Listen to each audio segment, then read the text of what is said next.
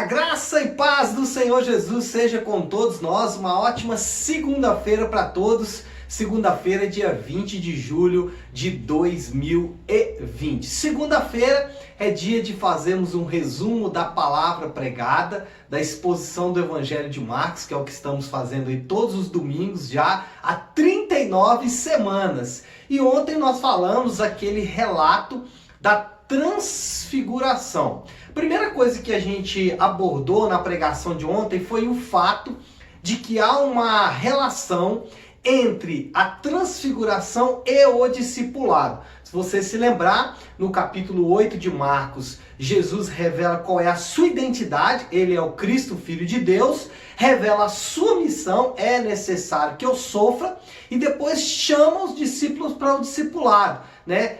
Convida toda a multidão e fala, ó, quem me segue deve tomar a sua cruz e vir após mim. Depois disso, ele vai então para esse momento da transfiguração, fazendo uma relação entre discipulado, cruz e transfiguração.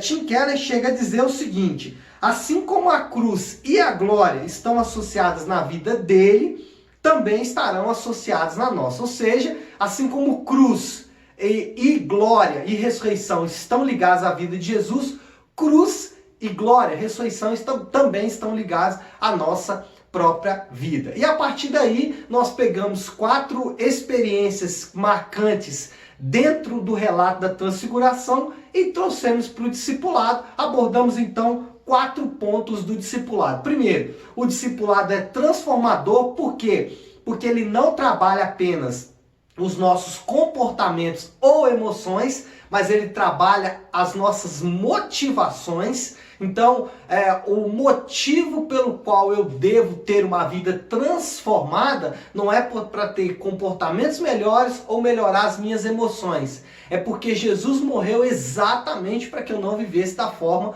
como eu estou vivendo. Segundo, dissemos que o discipulado é cristocêntrico. É interessante porque aparecem 3 figuras, né?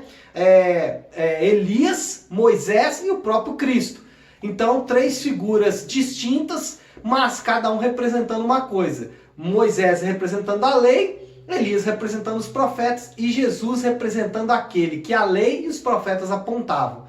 E aí quando Pedro fala, né, aquela proposta indecente, né, de fazer uma tenda para os 3, uma voz surge do alto dizendo, obedeçam a Jesus, ou seja, a primazia, o centro do discipulado deve ser Jesus. E por que deve ser Jesus? Porque nós fomos criados por Deus para adorá-lo e servir uns aos outros.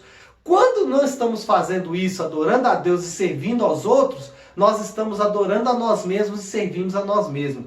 Tim Keller chega a dizer o seguinte: todas as pessoas têm de viver para alguma coisa. Se não vivemos para Deus, somos dominados pelo objetivo pelo qual vivemos. Então podemos viver para carreira, família, dinheiro, sexo, etc, etc. Às vezes até coisas boas, mas quando se tornam o centro das nossas vidas, se tornam destrutivas. E em terceiro lugar, dissemos que o discipulado é relacional. E aí nós pegamos a parte onde Pedro quer construir tendas. É a vontade do homem de fazer alguma coisa. E aí fizemos um contraste entre a religião, as religiões, né? Na verdade, dissemos o seguinte: existem apenas 2 religiões no mundo, a religião dos homens e a religião de Deus. A religião dos homens é uma tentativa do homem de se ligar a Deus e é baseado nos seus próprios esforços, e isso de forma inútil. O evangelho é Deus se ligando ao homem, a ponte do céu para a terra, e é baseado na graça e na misericórdia de Deus. Portanto, discipulado é um relacionamento com esse Deus, o Emmanuel, o Deus conosco, e não aquela tentativa infrutífera do homem de construir tendas por si próprio. E o último que nós falamos, esse é maravilhoso: o discipulado é triunfante e não triunfalista. Por quê?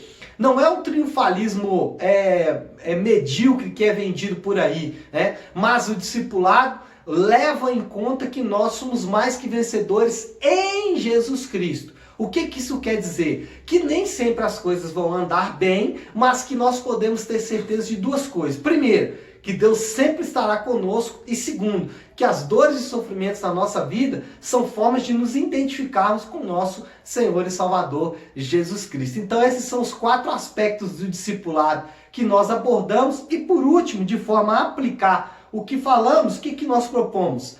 Que cada um escolhesse uma área da sua vida e aplicasse esses conceitos. Como a gente faz isso? Através de 4 perguntas, que são elas. Então escolha uma área, financeiro, por exemplo. Por que eu quero mudar essa área? E a resposta tem que ser por causa de Cristo, porque Ele morreu para que eu não vivesse assim. Então, pegando a área financeira, por que eu tenho que ser próspero financeiramente? Porque Jesus morreu não para que eu vivesse sofrendo, mas que eu fosse mordomo das coisas que Ele colocou na minha mão. Segundo, qual o lugar que se ocupa na minha vida?